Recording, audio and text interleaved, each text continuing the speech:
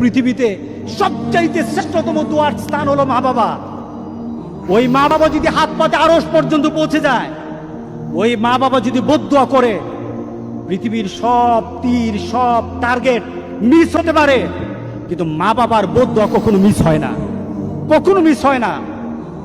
আর সন্তান মা বাবার জন্য যখন দোয়া করে, পৃথিবীর কোনো হুজুর, পৃথিবীর কোনো বুজুর্গ ব্যক্তির দোয়া কবুলের ব্যাপারে সন্দেহ থাকতে পারে, কিন্তু সন্তান যখন মা বাবার জন্য দোয়া করে, এই দোয়া আল্লাহ ফেলে দেয় না। সুবহানাল্লাহ।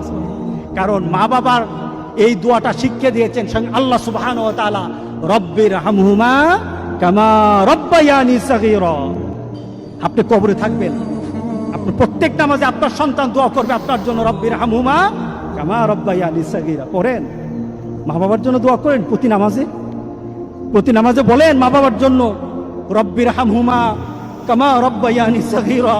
আপনি দোয়া করেন, দেখবেন আপনার দোয়ার কারণে আপনার সন্তান আপনার জন্য দোয়া করছে।